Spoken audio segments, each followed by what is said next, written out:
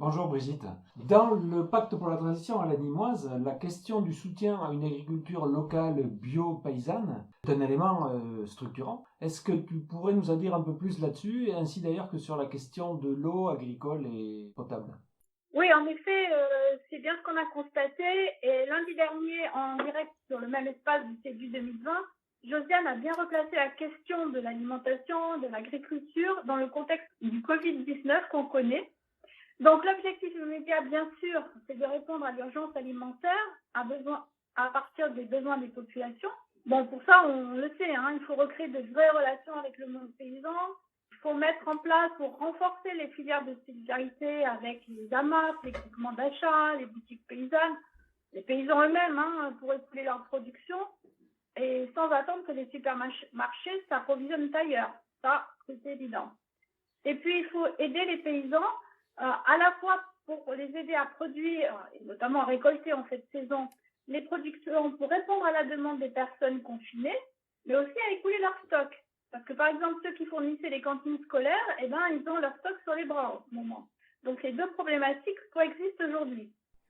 D'accord. Là, tu es sur la perspective de l'actualité brûlante de la crise du confinement et du coronavirus. Mais il faut aussi travailler sur la question de l'après-crise, non? Oui, absolument, et il faut y travailler aujourd'hui, dès maintenant, parce que l'après-crise, c'est demain, et si on ne saisit pas l'opportunité, ça sera trop tard. Donc aujourd'hui, il nous faut notamment réfléchir sur comment faire pour que les mesures du pacte bénéficient d'une partie des budgets énormes qui seront dégagés pour relancer l'économie, et puis plus globalement, comment faire pour que ces budgets promeuvent une société plus verte, plus sociale, plus citoyenne. Ok, d'accord. Mais concrètement, tu as des pistes à proposer? Oui, alors les pistes sont nombreuses sur le comment faire, parce que c'est quand même la clé de la réflexion. Bien sûr, elles sont à enrichir par les suggestions que tout un chacun peut faire. Il me semble qu'à la base, c'était primordial, c'est de travailler en réseau pour développer notre autonomie alimentaire. Alors, il faut travailler en réseau, bien sûr, avec déjà les partenaires agricoles locaux, bio de préférence, en tout cas qui encouragent une agriculture paysanne de qualité à taille humaine. Alors, on peut citer les CIVAM bio, donc c'est la mission, Nature et Progrès, la VEAG, la Confédération paysanne, les AMAP, mais surtout aussi les paysans eux-mêmes qui sont bien au fait de leur métier et qui, bien sûr, réfléchissent à cette question en ce moment même. Donc, il faudrait savoir comment on peut travailler avec eux pour relayer leurs initiatives, voire nous y associer si on veut apporter une quelconque plus-value. Ensuite, évidemment, on peut aussi travailler en réseau avec les jardins partagés, les structures de l'économie sociale ou solidaire, l'association Incroyable Comestible, qui œuvre aussi dans ce domaine et qui pourrait tout à fait accompagner d'autres initiatives similaires, donc essaimées sur notre territoire, à partir de leur propre expérience. Ensuite, d'autres interlocuteurs possibles sont les plateformes de livraison paysanne, les lieux de distribution solidaire. Là aussi, ils pourraient nous éclairer sur leur capacité de distribution, leurs difficultés, leurs besoins aussi. Et enfin, travailler aussi en réseau avec les associations de jeunes, universitaires ou autres, qui doivent être sensibilisés en priorité au bien manger local et bio pour assurer le développement pérenne de ces filières agricoles de proximité. Tous les jeunes ne sont pas encore motivés autant que les élèves du Master 2 en psychologie sociale et environnementale de l'Université de Nîmes. Ça va venir sans doute. Tu voulais partager aussi avec nous des objectifs à plus long terme sur la relocalisation de l'économie, aussi bien agricole, artisanale, industrielle, avec peut-être des formes plus humaines, plus écologiques, plus participatives. Oui, alors c'est particulièrement vrai sur le plan agricole et alimentaire. Cela peut se décliner bien sûr de nombreuses manières. On peut en priorité préserver les terres agricoles et les friches et en faire des terres à cultiver. Former bien sûr des paysans durables avec les salaires qui vont leur permettre de l'être. Il faut revaloriser ce métier, profiter des bonnes idées pour l'inventer autrement, et il y en a. On peut aussi créer des coopératives, des CUMA au niveau communal, créer des marchés de producteurs bio en complément de ceux qui existent déjà, écologiquement éthiques. Bien sûr, dans notre pays de sécheresse, il faut en priorité préserver l'eau de pluie, qu'elle soit de ruissellement, de récupération des toitures ou de récupération des fuites dans nos canalisations d'eau potable. Il faut aussi repenser tout ce qui est alimentation, les cantines scolaires, les cantines d'entreprise, les cantines des agents publics, les cantines des maisons de retraite. Bref, repenser la restauration sous toutes ses formes. Imaginez des cours de cuisine, comme cela se passe déjà grâce à certaines associations qui forment des personnes volontaires à cuisiner mieux et plus sain au quotidien. Oui, on parle beaucoup d'agriculture urbaine et même de ferme urbaine. Oui, on en parle beaucoup, mais ailleurs, pas sur notre territoire, parce que ici, les potentialités de l'agriculture urbaine sont largement sous-exploitées, ce qui nous laisse de nombreuses marges de progrès. C'est le côté positif. Parce qu'en fait, la question, c'est, les villes s'étendent chaque jour davantage sur les terres agricoles, elles les mangent. Alors pourquoi l'agriculture, à l'inverse, n'investirait-elle pas des friches urbaines? On observe un foisonnement d'initiatives d'agriculture urbaine. Ça va de la création d'immeubles comprenant des activités de maraîchage, des fermes urbaines dont tu parlais, des jardins partagés, de l'élevage en ville, de l'apiculture sur les toits, de la culture de champignons dans les sous-sols et caves abandonnés. Et puis bien sûr la présence des associations pour le maintien d'une agriculture paysanne, les AMAP.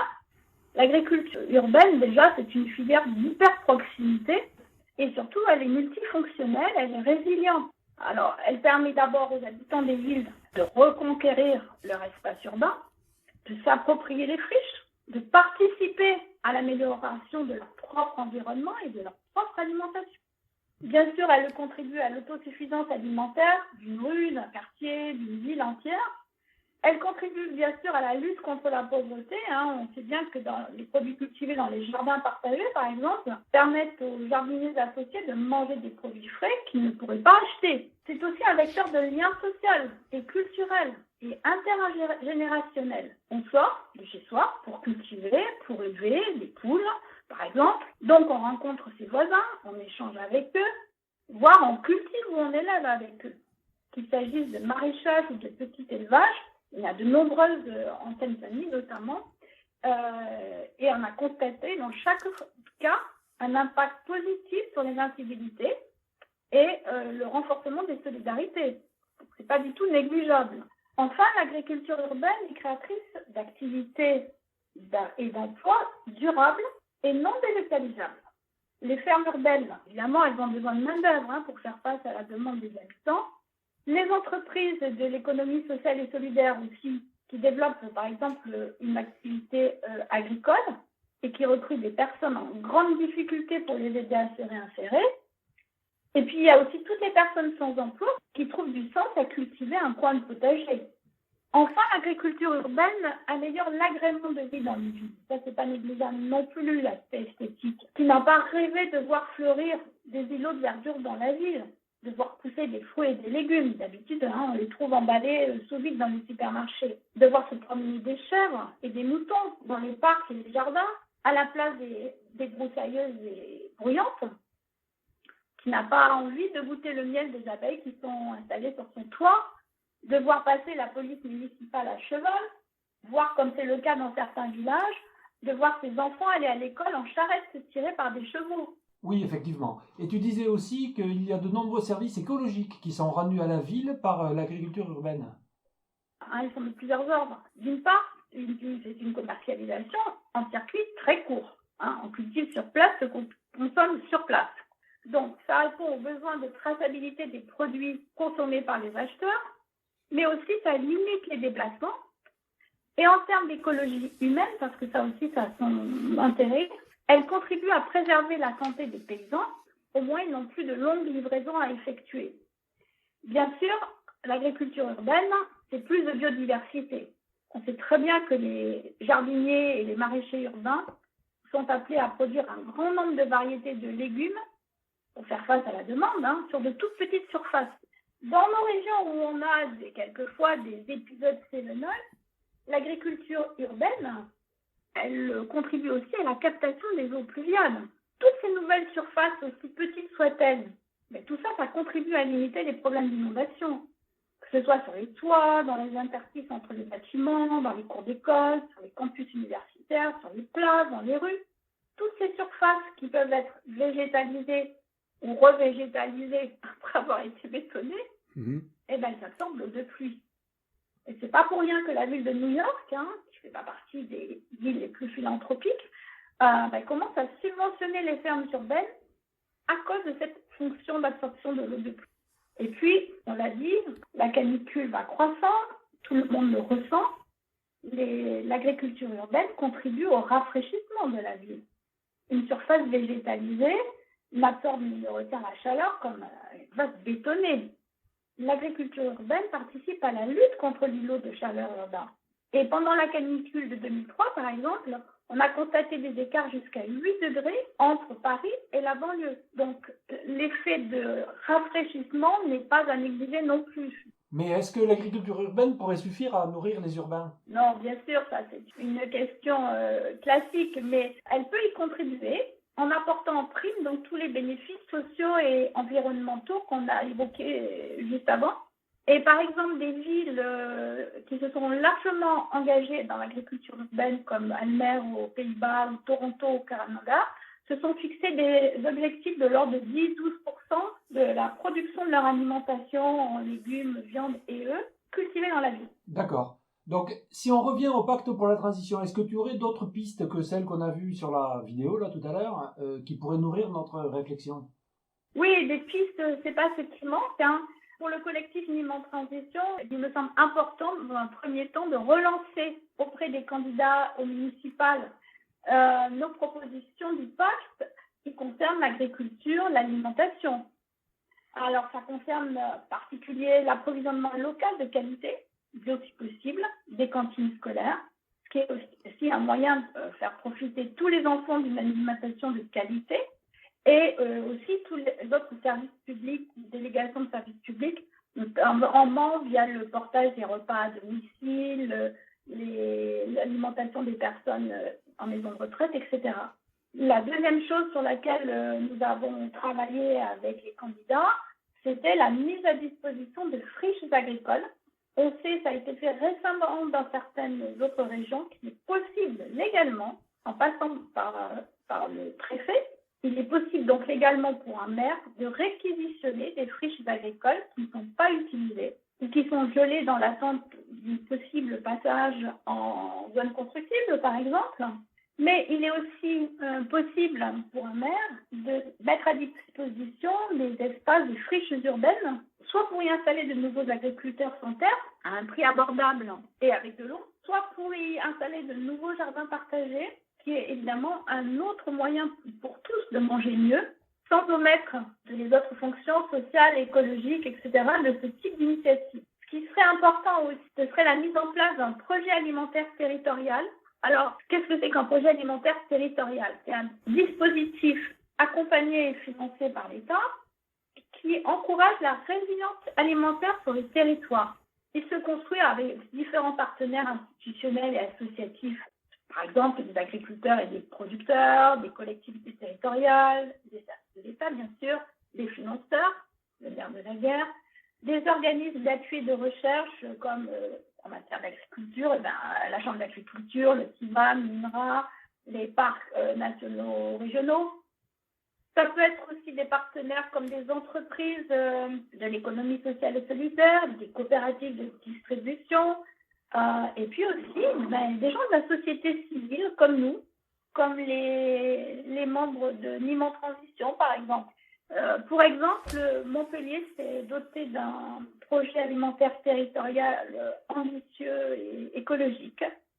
Et son objectif est de reterritorialiser l'alimentation. Il faut savoir aussi que le département du Gard a été un des premiers à avoir un plan alimentaire territorial validé. Donc ça veut dire aussi qu'il y a un vrai besoin de coopération entre les territoires entre eux et aussi avec les institutions du fameux millefeuille administratif. Alors absolument, mais de toute façon c'est très bien qu'on ne peut pas travailler chacun tout seul dans son coin. Ça ne fait pas beaucoup avancer les choses.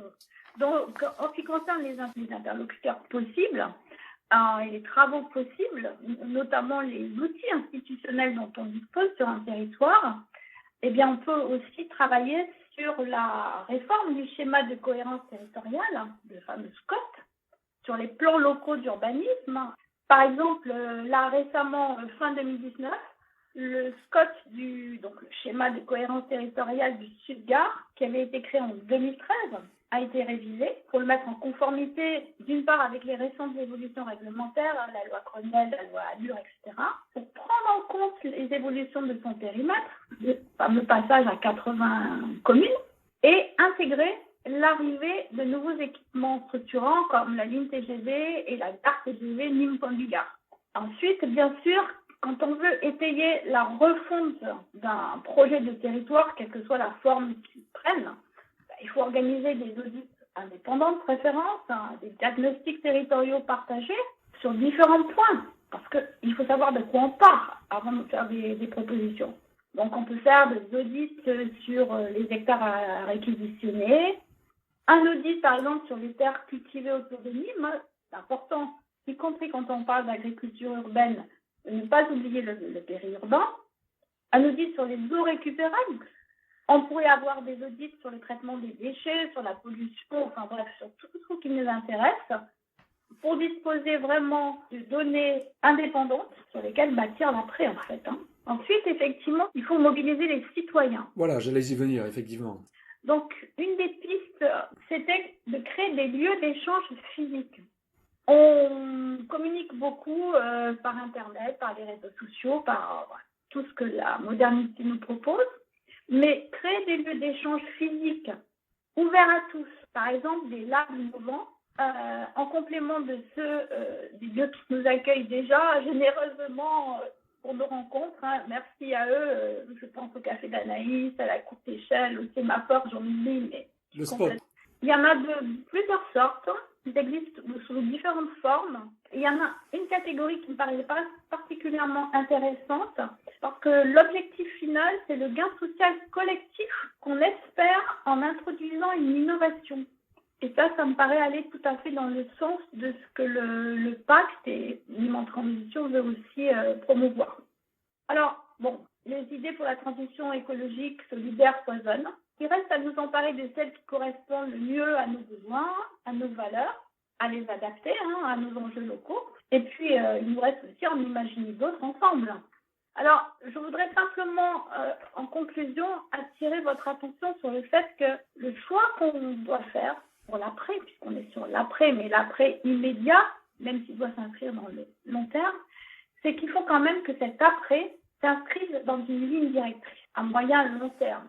Cyril Dion parle d'un récit qui doit faire consensus, dans son dernier livre, le petit manuel de résistance contemporaine, de manière à ce qu'on puisse ancrer vraiment notre dynamique d'évolution, d'innovation dans la durée et que tout le monde puisse y adhérer. Donc pour ça, il faut travailler ensemble sur un projet de territoire porteur de sens, coopératif, inclusif et qui s'appuie sur le développement de nos solutions innovantes en réponse à nos enjeux déterminés localement. Alors, si vous en êtes d'accord, donnons-nous le droit à l'expérimentation, le droit à l'échec aussi, ou à la réussite, pourquoi pas. En tout cas, agissons.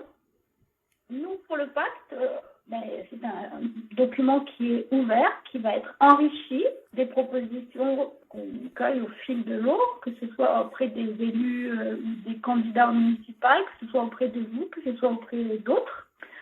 Travaillons ensemble sur un plan climat, air, énergie, santé. Tout ça au niveau de la communauté commune, parce que certaines choses peuvent être travaillées au niveau des communes. Pour d'autres, il est préférable quand même d'avoir cet autre territoire. Et qu'on vous propose de faire ensemble, en fait, faisons-le dès maintenant.